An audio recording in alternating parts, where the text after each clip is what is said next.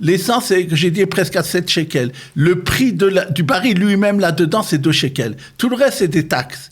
C'est un problème, c'est-à-dire que l'État ne fait pas son devoir de faire, comme par exemple c'est en France ou dans d'autres pays, qu'ils ont décidé de augmenter moins que ce qu'ils avaient prévu les impôts indirects, parce que justement pour ne pas alimenter encore l'augmentation du prix qui a des raisons objectives, comme on l'a dit.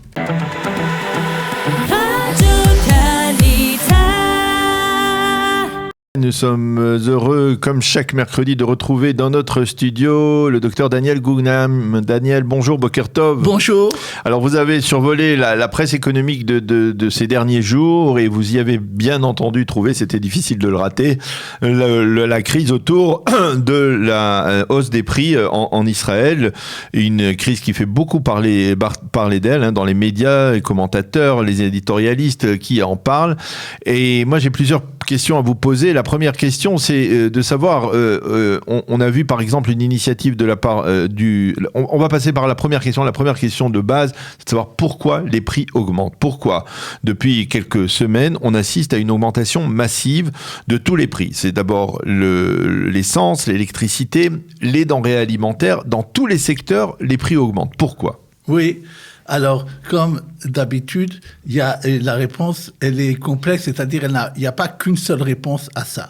D'abord, la première chose qu'il faut dire, c'est un problème mondial. L'année dernière, le pétrole, qui est une matière première qui est beaucoup utilisée pour la production de beaucoup de choses et pour le transport, a augmenté il était l'année dernière autour de $50 maintenant, il est autour de 90, on parle bientôt de $100. Donc c'est quelque chose qu'il faut noter, qu'il faut prendre en considération. Maintenant, ce n'est pas seulement le pétrole, c'est le problème de toutes les matières premières, du gaz, des matières... On parle du charbon, par exemple. Du charbon, on parle aussi du lithium sur lequel on fait les microprocesseurs pour les ordinateurs, de tout ce qui est matière première, et c'est mondial. Et d'ailleurs, le problème du pouvoir d'achat et de la vie chère, si quelqu'un ouvre maintenant la télévision en France, il va voir que c'est ça, un des grands sujets des élections présidentielles en France. Donc, c'est pas seulement Israël qui est touché par ça. Maintenant, ça, c'est une chose. Alors, on comprend. Ça, d'accord. C'est un phénomène mondial. Une deuxième chose c'est que, on en a souvent parlé ici, il y a des problèmes structurels de monopole, des fois, dans la production, dans la distribution, qui fait que, structurellement, certains produits, même je dirais beaucoup de produits, sont en Israël beaucoup plus chers que ce qu'ils sont ailleurs pour le même produit. Le Milky vaut 2 ou 3 fois ici plus cher que ce qui vaut à Berlin. Donc, d'où ce que Netanyahu disait une fois, les gens vont à Berlin pour prendre du Milky. Donc, c'est quelque chose qui est depuis très, très longtemps. Maintenant, il y a aussi un grand problème qui devient de plus en plus important en Israël, c'est le problème des ports. Il y a énormément de marchandises qui est bloquées dans les ports, qui attend qu'on les décharge, parce qu'il y a des discussions entre les syndicats et le gouvernement et d'autres choses qui sont des questions générales sur l'avenir des ports. Okay. Et ça, quand il y a moins de produits qui sont sur le marché, il y a l'offre, le loi de l'offre et la demande, et donc ça provoque dans certains produits un manque qui fait que pour ça que ça augmente. Alors ça, on comprend très bien. D'accord. Maintenant, ce qu'on a du mal à comprendre, c'est pourquoi, par exemple, alors on comprend et on peut, dirons-nous entre guillemets, peut-être justifier une partie de l'augmentation qui a été décidée par les grands consortiums alimentaires comme OSEM, même si c'est extrêmement difficile. Mais alors d'abord, on se demande, il y a une campagne qui a été menée par OSEM et d'ailleurs qui commence à porter ses fruits apparemment, de boycott des pâtes OSEM parce qu'elles coûtaient 2 fois plus cher que les autres marques de pâtes. Qu'est-ce qui peut justifier, par exemple, qu'OSEM coûte 2 fois plus cher qu'une autre marque? D'abord, il y a eu une lettre, puisque vous parlez d'OSEM, qui a été faite par le ministre des Finances, Lieberman, et par le ministère de l'Économie, qui s'est adressé par exemple à OSEM et aux producteurs israéliens en disant je veux que, tu as dit que tu vas augmenter les prix, je veux que vous ne augmentiez pas les prix, et si vous le faites, je fais intervenir ce qui s'appelle l'autorité de la concurrence pour voir si vous ne faites pas quelque chose qui est coordonné pour faire augmenter les prix. Et la réaction de OSEM a été de dire, effectivement, je n'augmente j'augmenterai pas mes prix comme je pensais le faire que dans 3 mois. Il voulait profiter justement de ce truc mondial pour dire il y a quelque chose qui se justifie, mais il n'a pas fait. Sano, par exemple, a décidé au contraire de baisser ses prix. Donc il y a eu quelque chose de politique qui a été fait. La pression, on va dire, la pression conjuguée des consommateurs, des campagnes de boycott et du gouvernement a permis de limiter, on va dire, cette augmentation des prix. Maintenant, je voudrais vous poser une question. Vous parliez de cette lettre de Lieberman. Lieberman et Orna Barbivaï, qui est la ministre du Commerce. L'économie. De l'économie, mais enfin, c'est le commerce.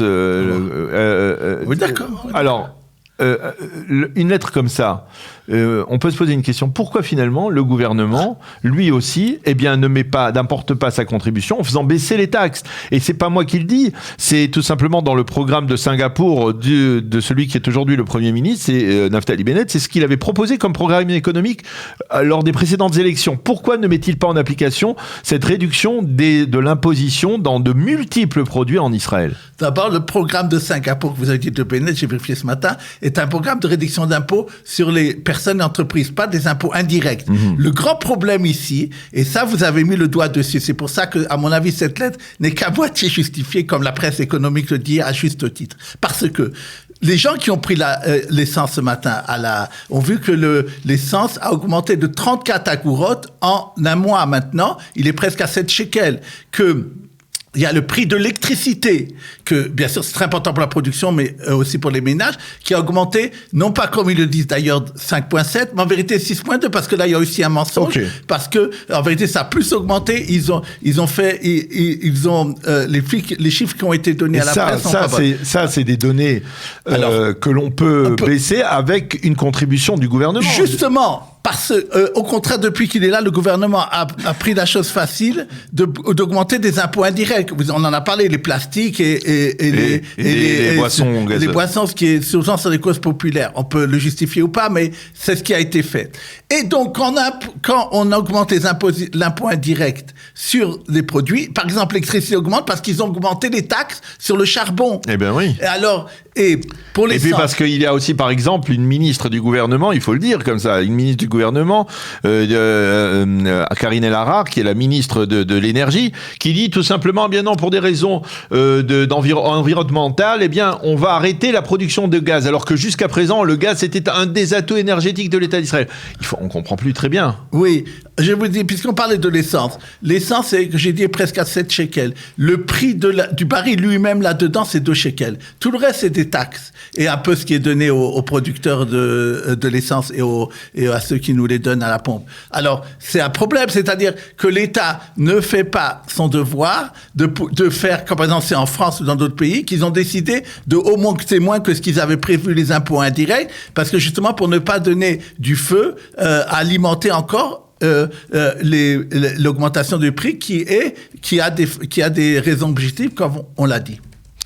Alors, vers où on va, à votre avis, dans ce domaine? Est-ce que finalement, on peut s'attendre à ce que les Israéliens, un peu comme c'était le cas il y a 10 ans avec la révolte économique et commerciale, mais c'était en été, c'était pas sous la pluie en hiver, de la rue du boulevard Rothschild. Est-ce qu'on peut s'attendre à ce que les Israéliens descendent dans la rue? Parce que je lisais dans les éditoriaux de ce matin que, bien, il y a des éditorialistes qui critique on va dire la retenue de la population israélienne. Vous êtes des pigeons, dit-on dans la presse israélienne de ce matin, en fustigeant les Israéliens qui ne veulent pas descendre dans la rue apparemment.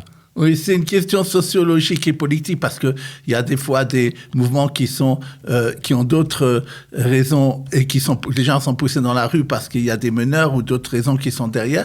Je peux pas vous dire ce que ça va donner, mais ce que ça donne, ça vous l'avez raison que, par exemple, il y a eu un appel de boycott qui a été fait par une des organisations sur un produit OSEM et en disant que regardez, et la télévision fait ça souvent de dire regardez les autres produits et ça marche à ce niveau-là. Est-ce que les gens vont sortir dans la rue? Je sais pas.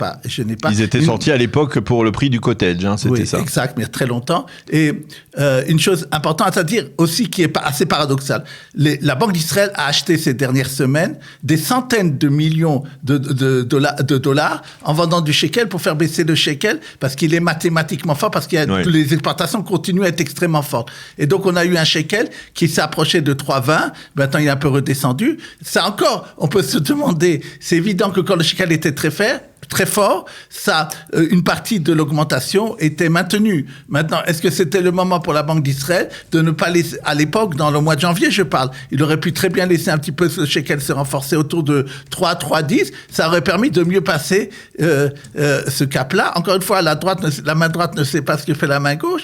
Et en vérité, on est un peu dans un théâtre de l'absurde pour certaines choses.